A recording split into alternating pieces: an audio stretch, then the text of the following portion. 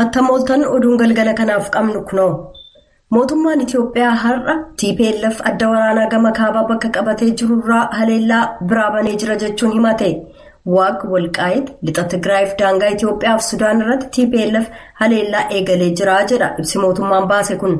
Mootummaan humnoonni isaa bakka isaanii qabatanii eegaa akka jiran ibsee jira. TPLF biraa deebii hatattamaa hin kennamne. Abut kanaan dura mootummaan federaalaa Itiyoophiyaa kaleessa magaalaa Maqalee keessatti haleellaa diroonii namoota nagaa irratti raawwate jechuun himatee ture. Dubbii himaan Abut obbo Geetaachoo Raddaa Tiwiitarii isaanii irratti qiyyaafata waraanaa yaadamuu hin danda'amne jechuun barreessaniiru. Akka isaan jedhanitti boombii 3tu darbatame mootummaa federaalaa Itiyoophiyaa biraa deebiin kennamee jiru. Gama biraatiin manni maree hawaasa siviilii Itiyoophiyaa lammiilee nagaa irratti dhiibbaa guddaa fida jechuudhaan kaaba Itiyoophiyaa keessa haalli jiru hatattamaan akka tasgabbaa'u gaafatee jira.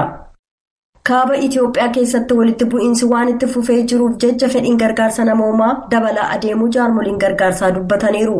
Ochaan kaleessa akka beeksisetti guyyoota darban keessa naannoo Affaar Aanolee Yaaloof Guliinaa keessaa sababaa walitti bu'iinsaan namoonni kumaan lakkaa'aman qe'ee isaaniirraa buqqa'uu beeksisee jira.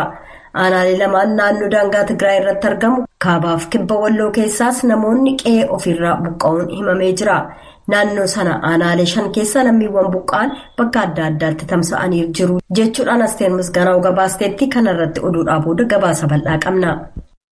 Human Rights Watch gabaasa oduu haaraa baaseen akka jedhetti lammiileen nagaa lixa Oromiyaa keessatti eegumsa malee hafan jedhee jira. Gareen hidhatee socho'u ji'a waxabajjii bara 2022 keessa lixa Oromiyaatti lammiilee nagaa Amaaraa dhibba hedduu kan ajjeese yoo ta'u humnoonni nageenya Itiyoophiyaa immoo eegumsa isaaniif waan xiqqoo hojjete jechuudhaan gareen mirga namaaf falmu Human Rights Watch har'a ibsa baaseen beeksisee jira. Gara baatii 3 booda mootummaan Itiyoophiyaa qubsuma gahaa kennuu yookaan jiraattota lubbuun hafan yaaddoo fayyaa isaaniif nageenya isaanii ilaalchisee jiru furuu hin dandeenye jedha ibsichi. Waxabajjii 18 sa'aatii 8tiif haleellaa cimaan hidhattoonni gandoota toleef seenee keessatti dubartootaaf daa'imman hedduu dabalatee lammiilee Amaaraa gara 400 ta'an rasaasaan rukutanii ajjeesan namoonni eenyummaan isaanii hin beekamne kaanis manneen jireenyaaf manneen daldalaa dhibbaan lakkaa'aman gubuun barbadeessan beeladaaleef qabeenyaa biroo saamaniiru jedha ibsi Human Rights Watch baase kun. Xiinxalli suuraa saatalaayitii yoo xiqqaate gandoota 5 gubachuuf caasaa 480tti tilmaamaman barbadaa'uu mirkaneesseera. Akeekkachiisni kennamus humnoonni nageenya mootummaa naannoo sana buufatan haleellaa erga raawwatame sa'aatii muraasa booda gamas dhaqqaban. Gabaasa Human Rights Watch akkasumas waajjirri qindeessa gargaarsa namoomaa akka tokkummaa mootummootaa Ochaan toleerraa yoo xiqqaate namoonni 4,800 ta'an qe'ee isaaniirraa buqqa'aniiru akkasumas lixa Oromiyaa keessatti sababaa walitti bu'iinsa achitti uumameen 500 ol kanneen ta'an qe'ee isaaniirraa buqqa'aniiru jedhee jira. Aangawoonni Itiyoophiyaa jechaa ji'a waxabajjii keessaaf haleellaa biroof kan itti gaafatamu waboodhaa jechuun himataniiru. Waraanni bilisummaa Oromoo immoo milishaa mootummaatu haleellaa kana raawwate jechuudhaan qorannoon walabaa akka geggeeffamu gaafatee jira. Maqalee keessatti kan argamu hospitaala tokko cinaatti haleellaan qilleensarraan raawwatamu hoogganaan hospitaala kabiroo namoota haleellaa kanaan du'an simatee beeksisaniiru. Lolli kun yeroo torban tokko hin guunne keessatti waliigaltee lola dhaabinsaa ji'a 4f ture diigee jira.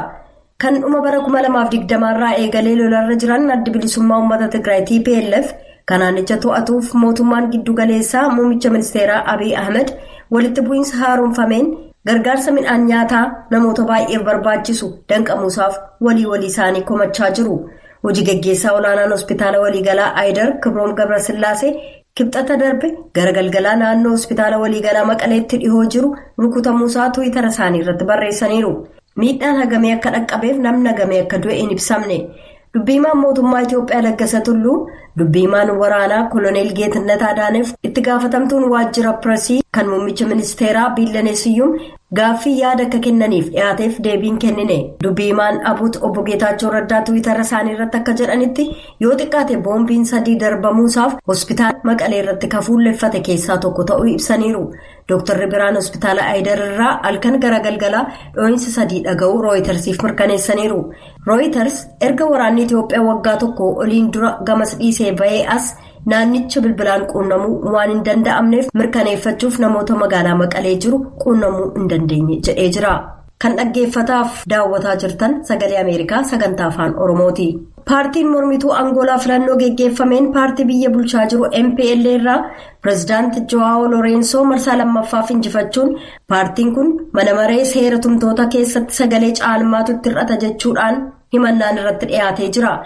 Paartii mormituu guddaan Yuunitaa jedhamuun beekamu qixxata kaleessaa akka jedhetti bayii sagalee kenname irratti mormii dhiyeessee jira. Dambiin seera filannoo Angoolaa akka jedhutti himannaan Yuunitaan barreeffamaan dhiyeesse yoo kufe dhaabichi mormii isaa gara mana murtii heeraa mootummaatti geessuu danda'a. Manni murtichaa komii dhiyaate irratti sa'aatilee 72 keessatti murtii kennuu qaba. Innaa kufaatii tokkummaa Sooviyeet hoogganaa akka turaniif sodaa waraana qabbanaa waggoota 12 darbaniif ture dhaabuuf kan gargaaran badhaasa noobeelii kabadhaafaman Maayikil Gorbaachof umrii isaanii 91tti du'aan boqotan. Hospitaalli kilinika giddugaleessaa dugdee magaalaa Mooskootti argamu dhaabbata oduu mootummaa taas jedhamu akka himetti Gorbaachof qibxata halkan yeroo dheeraaf dhukkubaa erga turanii booda du'an. Pireezidaantiin Raashaa Vilaadimiir Puutiin qibxata teeleegiraamiidhaan gadda isaanii innaa ibsan akka jedhanitti Gorbaachof sirna Sooviyeet haaromsuun barbaachisaa ta'uusaa gadi fageenyaan hubatanii jiru akkasumas rakkoolee ariifachiisaa ta'aniif furmaata mataa isaanii dhiyeessuuf carraaqqii taasisaniiru jedhan. Gorbaachof nama siyaasaaf nama mootummaa adeemsa seenaa addunyaa irratti dhiibbaa guddaa geessisan turan. Yeroo jijjiirama walxaxaa dinqisiisaaf imaammata alaa dinagdeef hawaasummaa bal'inaan mudate keessatti biyya keenya hooggananiiru jedhan Puutiin. Pireezidaantiin Yuunaayitid Isteetsi Joo Baayiden ibsa qibxata galgala kennaniin Gorbaachof nama mul'ata ajaa'ibaa qaban turan jedhan. Akka hoogganaa tokkummaa Sooviyeet duraanitti pireezidaanti Reegan waliin ta'uun meeshaa waraanaa niwukileeraa biyyoota keenya lamaan qaban hir'isuuf hojjetaniiru. Kunis namoota addunyaa guutuurraa dorgommiin meeshaa niwukileeraa akka dhaabatu kadhachaa jiraniif gargaarsa taasiseera jedhan Baayiden. Hacuuccaan siyaasaa gara jabinaa waggoota kurnaniif erga geggeessamee booda haaromsa dimokiraasii nama simatan turan jedhan. Du'aan boqochuu Maayikil Gorbaachof ilaalchisee naannoo addunyaarraa ergaan ergamaa jira. Muummichi barreessaan tokkummaa mootummoota Antooniyoo Guutarees du'a Maayikil Gorbaachof dhaga'uun baay'ee akka isaan gaddisiise ibsuudhaan nama addaaf adeemsa seenaa jijjiire jechuun ibsaniiru. Ministiriin dhimma alaa Yuunaayitid Isteetsi duraanii Jeems Beekar Maayikil Gorbaachof nama guddaa saba isaanii guddaa gara dimokiraasiitti qajeelche ta'uudhaan seenaan isaanii yaadata jedhan. Gorbaachof dorgommiin meeshaa waraanaa akka dhaabbatu kan gaafatan yoo ta'u hariiroo Waashingtan waliin jiru fooyyessanii bara 1987tti pireezidaantii Yuunaayitid Isteetsi Roonaald Reegan waliin waliigaltee humna niwukileeraa fageenya giddugaleessaa mallatteessuudhaan meeshaa waraanaa 1000 lakkaa'aman kanneen Awurooppaa badiisaaf sodaachisan akka dhabamsiifaman gargaaraniiru. Bara 1989 waraana Sooviyeet Afgaanistaan keessatti waggaa 10 dura muummicha barreessaa tokkummaa Sooviyeet Liyoonid Bireezhnev jalatti eegalte xumuraniiru. Kan erga guraandhala keessa Raashaan Yukireeniin weerartee torban tokko booda waggaa 91 guutaniif dhukkubsataa turan Gorbaachof waa'ee waraana Yukireen keessatti geggeeffame yookaan waa biraa ilaalchisee yaadii uummataaf kennaa turan muraasa ture. Oduun galgala kanaaf qabnu kanuma.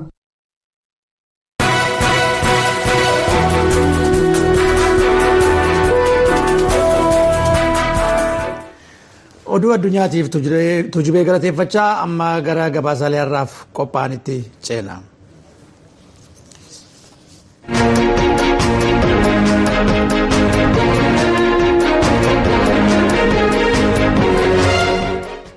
Hordoftoota keenya gara qophii keenya addaa har'aatti sin ceesisnaa. Kaaba Itoophiyaa ilaalchisee oduuwwan ba'aa jiranii fi ibsa ejjennoo jiran ilaala. Namoo daandiitu walitti qindeessee dhiyeessa. Mootummaan Itoophiyaa har'a adda bilisummaa uummata Tigraay adda waraanaa gama kaabaa bakka qabatee jiru irratti haleellaa biraa banee jira jechuudhaan himatee jira.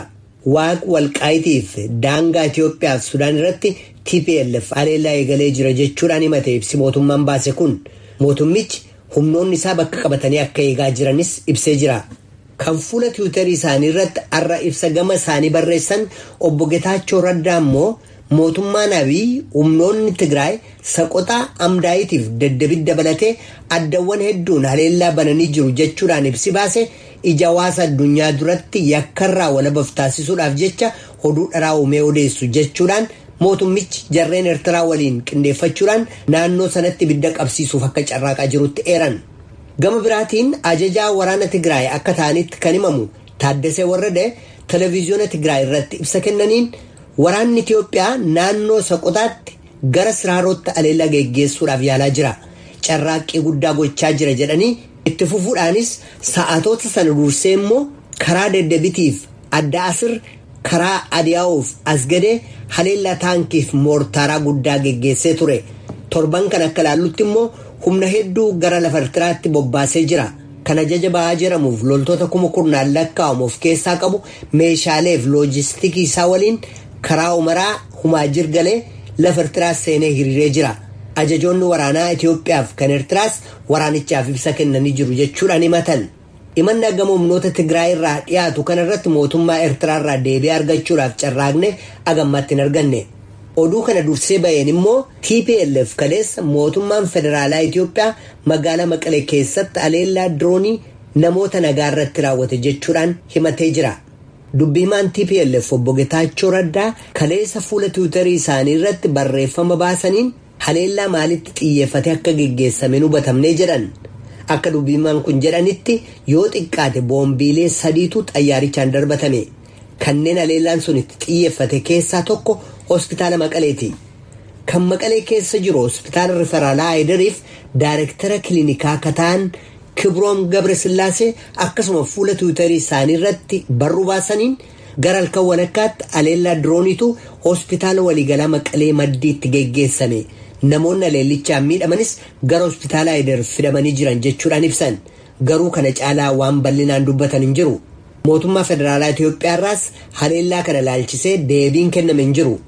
Garuu himannaa haleellaa xayyaaraa wal fakkaataa akka torban dabree irratti mootummaan Itoophiyaa deebii kenneen humni qilleensaa Itoophiyaa bakkawwan waraanaa qofa irratti fuuleffachuudhaan haleellaa TPLF eegale duubatti deebisaa jira jedhee ture. Gama biraatiin manni maree hawaasa siivilii Itoophiyaa wal waraansichi lammiilee nagaa irratti dhiibbaa guddaa fidaa jira jechuudhaan kaaba Itoophiyaa keessa haalli jiru hatattamaan akka tasgabbaa'u gaafatee jira. Manni marichaa gamtaa Afrikaaf hawaasni addunyaa qabsoon hidhannoo kun karaa nagaa akka furmaata argatu akka taasisanii fi gargaarsa namoomaaf haala akka mijeessan gaafatee jira. Tokkummaan mootummootaa akka seera namoomaa sadarkaa addunyaatti gareen martinuu walitti bu'iinsa kana keessa jiran siviloota lubbuu oolchuudhaaf jecha of eeggannoo akka godhan gaafatee siviloonnis gara naannoo amansiisaatti akka dabran akka eeyyaman gaafatee jira. Dhaabbanni gargaarsa namoomaa ka tokkummaa mootummootaa Ochaan akka jedhutti akka haalli nageenyaa eeyyametti gargaarsa namoomaa kennuu itti fufee jira. Michoonni gargaarsa namoomaa kanneen Tigraay keessa jiranillee midhaaniif meeshaalee gargaarsaa ka biroo karaabsaa jiran ta'uu Ochaan beeksisee jira. Gama biraatiin kaaba Itoophiyaa keessatti walitti bu'iinsi waan itti fufeef jecha barbaachisummaan gargaarsa namoomaa dabalaa deemuusaa jaarmiyaaleen gargaarsaa dubbataa jiru. Ochaan kaleessa akka beeksisetti guyyoota dabran keessa naannolee Affaar, aanaalee Yaaloof Gulinaa keessaa sababa walitti bu'iinsaatiin kumaan lakkaa'aman qe'ee isaaniirra buqqaanii jiru. Aanaaleen lamaan naannoo daangaa Tigraay irratti argamu. Kaabaaf kibbaa Walloottis akkasuma namoonni qe'ee isaaniirra buqqa'uun himamee jira. Koomishinarri sodaa balaaf wabii nyaataa naannoo Affaar Mohaammed Hussein sagalee Ameerikaaf akka himanitti naannoo daangaa Tigraay irratti walitti bu'iinsa deebi'ee ka'etti aansuudhaan namoonni 200,000 ol ta'an qe'ee isaaniirra buqqaanii jiru. Lammiiwwan kun kanneen naannoo sana keessa jiran aanaalee 5 keessa akka bittimmaawanii jiran ibsuu isaanis Asteer Misgaanaaw Baahirdaar irraa gabaastee jirti.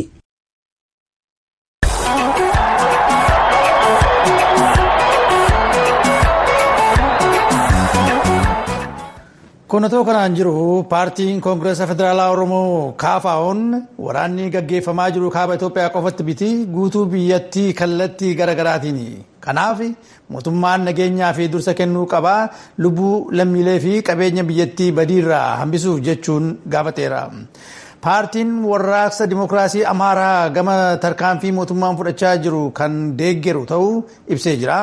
Paartiin Areenaa Tigraay lolli amma mootummaa federaalaa fi humnoota adda bilisa baasaa uummata Tigraayin marsaa sadaffaadhaaf eegalame qaami lameenuu lammiilee biyyattiif dantaa akka hin qabne kan mul'isudha jechuun ibsee jira. Tsaayi Daamxoon bal'ina isaa qabdi. Waliigaltee dhukaasa dhaabuu mootummaa federaalaa fi humnoota adda bilisa baasaa uummata Tigraay gidduutti ta'ee tureen ji'oota muraasaaf dhukaasni qaamolee lameeniin dhaabbatee ture torbaan darbe keessa immoo deebi'ee ka'uun wal haleeluun eegalameera. Paartileen morkattootaa biyyattii keessatti qabsoo karaa nagaa geggeessina jechuudhaan socho'aa jiran waa'ee lola geggeessamaa jiru kanaa ejjennoo qabanii fi kan furmaata ta'aa jiran sagalee Ameerikaaf ibsanii jiran. Paartilee kanneen keessaa Koongireensi Federaalaa Oromoo KFO'n lolli geggeeffamaa jiru kaaba biyyattii qofaatti miti jechuun lolli gama kaaba biyyattiittis dhaabbatee ture amantaa jedhu akka hin qabne eere.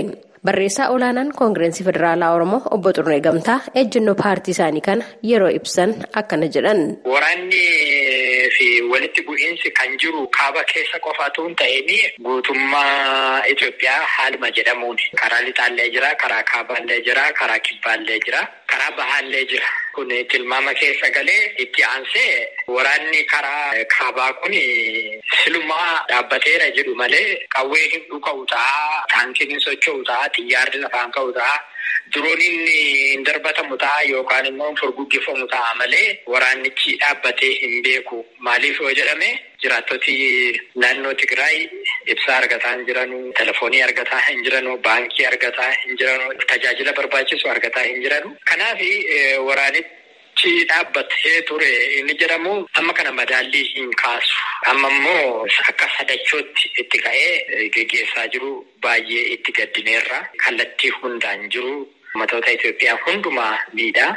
Haala kanaan itti muddanii waraanatti seenuun kun nageenya bira darbanii, tasgabbii bira darbanii sadarkaa kana irra ga'u eenyumaniyyuu haa ta'u baay'ee nu gaddisiisa. Paartiin Warraaqsa Dimookiraasii Amaaraa gama isaatiin tarkaanfii mootummaan fudhachaa jiru kan deeggaru ta'uu dubbata. Dura taa'aan paartichaa Tasfaa'un Alamne akkana jechuun ibsanii. እኛ ፓርቲ አቋም በግልጽ ለማስቀመጥ ያክል መንግስት ለሰላም ያለውን ፍላጎትና ይህንንም ለማሳካት የሄደበትን ርቀት በበጎ ጎን ነው የምናየው። ለዚህም ከፍተኛ አድናቆት አለን። ejjennoo paartii keenyaa ifaan ibsuuf mootummaan nageenyaaf fedhiin qabuu fi kana milkeessuuf isaan inni itti deemaa ture akka waan gaariitti ilaalla. Dinqisiifannaa guddaas qabna. Garuu biyya akka biyyaatti itti fufuu waan qabduuf birmadummaan Itoophiyaa tiksamuu waan qabuuf nageenyi lammiilee fi mirgoonni namoomaa isaanii kabajamuu waan qabaniif ofirraa ittisuun dirqama waan ta'eef ejjennoo mootummaan amma qabatee jiru guutummaan guutuutti ni deeggarra.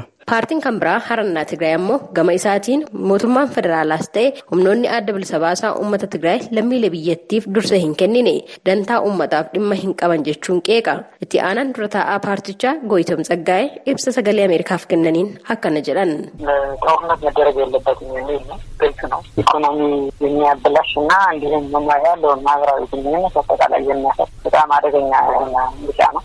Waraanni geggeeffamuu hin qabu kan jedhudha.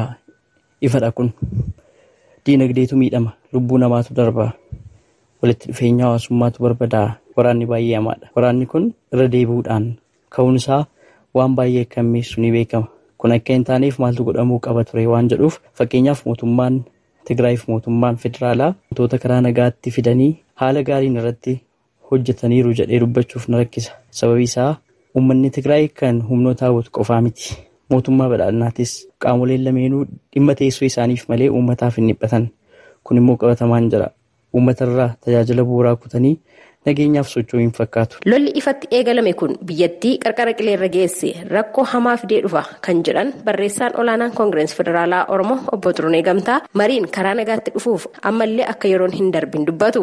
Akka KFO'tti garreen wal waraanan hundumtuu walitti bu'an hundumtuu waraana kana dhaabanii gara araaraatti deebi'uu irra jira. Dhimma nageenyaa hojjechuun yeroo isaa itti darbeera, marii gaggeessuun yeroo itti darbeera jedhamee waan yaadamu miti. Kana yoo ta'e jedhee uummata keenya du'arraa baraaruudhaaf hin danda'ama. Qabeenya biyya kanaa mancaasuun dhaabbachuu mala. Mo'achuudhaaf mo'atamuun faayidaan isaa amma kana natti mul'atu garuu mo'atamanii mo'achuunis jira. Dura taa'aan paartii Warraaqsa Dimookiraasii Amaaraa obbo Tasfaa'un Alamne ammoo waraana dhaabuu fi nageenyaaf dursa kennuun gahee hundumaa ta'uu akka qabu dubbatu. በየትኛውም መንገድ ቢሆን ሰላም አማራጭ ነው። ስለዚህ ጦርነት የመጨረሻ አማራጭ ሊሆን ነው የሚችለው። karaa kamiin yoo ta'e nageenyi filatamaadha. Kanaaf waraanni filannoo jiran keessaa isa dhumaati kan ta'u qabu. Nageenyi kan argamu yoo ta'e gaariidha. Mootummaanis yeroodhaa gara yerootti ejjennoo isaa ibsaa ture waan ta'eef tarkaanfiin mootummaan fudhatu ni tumsina. Mootummaan akka mootummaatti dursa nageenyaaf kennuu isaa ni dinqisiifanna. Kanaaf humnootni abuutis carraaqqii nageenyaaf taasifamu akka waan gaariitti ilaaluu qabu. Garuu gareen kun uumama isaarraa qabee nageenyaaf bakka qaba jennee namannu yeroo 2-3 karaa nagaatiin xumuruuf yaalamee jira. Garuu hin taane ammas gara nagaatti kan dhufu yoo ta'e hawwii keenya. Obbo Gooyitom Tsaggaayee waraana amma gaggeeffamaa jiru kana hambisuudhaaf dursa mootummaan federaalaa tajaajila uummataaf kennamu bakka turetti deebisuuf hojjechuu qaba ture. Dirqama irraa eegamu hin baanee jiran. አስታይ ማለት እኮ ዞሮ ዞሮ ሰራተኞች እኮ ነው የሚያስገባው እኮ ፌዴራል መንግስትም እኮ የፈጠረው እጥረት አለ። በቆታ ደረጃ ኃላፊነት ወስዳለሁ ብሎ በዓለም አቀፍ ለሚታወቁ ተቋማት haala dandeessisu jechuun homaa jechuu miti. Hojjettootuma deebisee gara hojii isaaniitti bobbaasa waan ta'eef mootummaan Tigraayis itti gaafatamummaa nan fudhadha jedhee dhaabbilee idil addunyaaf mootummoota biyyoota adda addaa fuulduratti waadaa seenee ture. Garuu gama mootummaa federaalaatiin hanga nageenyi waarawaan dhufutti tajaajilli bu'uuraa uummataaf barbaachisu baankiin ibsaan neetwoorkiif kanneen biroos hin gadhiifamanii turanii jiru. Kunis rakkoo biraa fidee jira. Kun osoo dursee raawwatamee furmaata jedhee yaada. Paartileen sagaleen Ameerikaa haasofsiise sadeenuu qaamoleen lamaanuu nageenyaaf dursa kennuu qabu. Dantaa uummataas eeguus qabu jedhanii waraana kana dhaabanii marii nagaatti deebi'uuf har'allee akka yeroon hin darbine dubbatan. Gabaasa sagalee Ameerikaatiif Tsahaay Daamxoo Finfinneerra.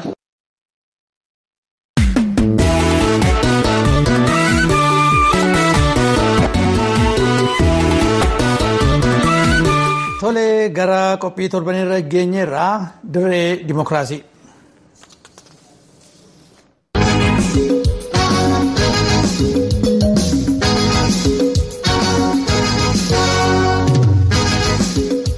Hoogganaan paartii mormitootaa Keeniyaa Raayilaa Odingaa bara jireenya isaanii keessatti yeroo sadaffaadhaaf bu'ii filannoo pirezidantummaa mormuudhaan mana murtii muummee biyyattii irratti oliyyannoo qabatanii dhiyaatanii jiru. Qeeqxoonni tokko tokko ministeerri muummee duraanii dhimma bu'ii filannichaa mana murtiitti geessuun isaanii akka mo'amuu fudhachuu diduutti ilaalu. Ogeessonni seeraa garuu oliyyannoon Odingaa haga qabeessummaa filannoo Keeniyaa mirkaneessuudhaa fi tasgabbe'iinsa dimokiraasiif shoora murteessaa ta'e taphachuusaa dubbatu. Waa'ee kanarratti gabaasaan keenya Keeniyaarraa Jumaa Majaangaa erge kunooti. Maanguddoon waggaa 77 Raayilaa Odingaa bu'ii filannoo Keeniyaa hagayya 9 bara 2022 taasifame falmuudhaa fi mana murtii muummee biyyattiitti himannaa yookiin oliyyannoo qabatanii dhiyaachuun isaanii miidiyaalee hawaasaa irratti ilaalcha wal makaa argatee jira. Gareewwan biroo isaanii fi deeggartoonni isaanii waan akka haqa filannootti ilaalan qabatanii haala itti fufiinsa qabuun loluu isaanii yommuu dinqisiifatan, ammi tokko immoo maaliif akkana godhuu jedhanii nama siyaasaa buleeyyii kana qeeqanii jiru. Paul Miwangi abukaatoo Raayilaa Odingaati. Waa'ee namootaan maamila isaanii qeeqan irratti akkas jedhan. Those who keep criticizing the fact that Raila files petitions are the people who would want to commit wrongs and hope that there is no accountability for them. Warreen dhugaa Raayilaan mana murtiitti dhiyeessan qeequu itti fufanii jiran namootaan waan dogoggora ta'e hojjechuu barbaaduu fi itti gaafatamummaan akka isaan irra hin jirre gochuuf abdii qabudha. Waan jarri barbaadu haala itti gaafatamummaa jalaa bilisa ta'an uumuudha. Keeniyaa keessatti gaaffiin haqa qabina filannoo kan jalqabe waggaa 30 dura. Filannoo pirezidaantummaa isa bara 1992 paartiileen siyaasaa adda addaa yeroo jalqabaatiif irratti hirmaatan hordofuudhaan. Warreen amma lubbuudhaan hin jirre Keenet Maatibaa fi Mwai Kibaki filannoo pirezidaantii Daani'eel Araap Mooyi bara 1992 fi bara 1997 taasifame dura dhaabbatanii falmanii turan. Waa'ee falmii bu'ii filannoo kana ilaalchisee xiinxalaan siyaasaa Herman Maanyoraa yommuu dubbatan akkana jedhan. Any of these things must be seen within the context of the struggle for democracy, human rights and the overall good of the country. The little gains we have made over years. Wanti kun hundinuu akkaataa qabsoo dimokiraasii mirga namummaa akkasumas akkaataa gaarummaa biyyaaf qabu keessatti ilaalamuu qaba.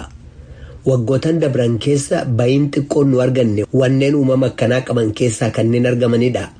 Yommuu Maatibaan mana murtii dhaqan, yommuu Kibaakiin mana murtii dhaqan, daangaa dimookiraasii guddisuuf babal'isuuf yaalii taasifamedha. Filannoo pirezidaantummaa Uhuruu Keeniyaataa isa bara 2013 erga deeggaree booda manni murtii muummee Keeniyaa bara 2017 himannaa gareen Raayilaa Odingaa dhiyeesseen kan ka'e bu'ii filannoo pirezidaantii taayitaarra jiru fudhatama akka hin arganne murteessuudhaan Afrikaa keessatti yeroo jalqabaatii fi seenaa guddaa galmeesse. Manni murtichaa adeemsa filannichaa keessatti gochi sirrii hin taane jiraachuu isaarra gahee sagaleen akka haaraatti irra deebi'amee akka kennamu murteesse. Isa booddee pirezidaantiin yeroo sana taayitaarra jiranii Uhuruu Keeniyaataa mo'ani. Kunoo ammas erga bu'ii dhiphoodhaan mo'amanii booda Raayilaa Odingaa yeroo sadaffaadhaaf walitti aansuudhaan himannaa isaanii mana murtii muummeetti dhiyeessanii jiru. The biggest thing we would want the court to do is go back to exactly what it did last time. And tell them we told you to change so that you can deliver. Wanti guddaan akka manni murtii godhu nu barbaannu gara waan yeroo dabre godheetti deebi'ee akka jijjiirama uumtanii filannoo amanamaa ta'e taasistan isinitti himnee turre hin jijjiirre ammas kunoo filannoo amanamaa ta'e taasisuu hin dandeenye kanaafuu waan yeroo dabre goone gochuudhaaf deemaa jirra akka filannichi fudhatama hin qabne murteesseera akka jedhudha. Abukaadoon Raayilaa Odingaa Pool Miwaangaa erga kana jedhanii booda xiinxalaan siyaasaa Herman Manyooraa gama isaaniitiin ammas waan jedhan qabu. So if you go to court, whether you lose the case or not, at the end of it all, there's something democracy will have gained. There's something the country will have gained. Mana murtii dhaqxee mootus mo'amtus dhumarratti dimookiraasiin waan argachuu danda'e qaba. Biyyi waan keessaa argate qaba. Kanaaf qabsoo Raayilaa Amolo Odingaa akka kanatti ilaaluutu nurra jira. Bara 2022 oliyyannoon filannoo pirezidaantummaa mana murtii muummee Keeniyaatti dhiyaate seenaa oliyyannoo Keeniyaa keessatti waan bakka yookiin boqonnaa murteessaa ta'e qabudha. Akka xiinxaltoonni jedhanitti murtoon mana murtii maaliyyuu yoo ta'e yeroo dheeraa keessatti kan moo'u uummata Keeniyaati. Jedha gabaasni Juumaa Majaangaa VOAdhaa fi Naayiroobii irraa qindeesse. Qophiin dimookiraasii irraa kanuma.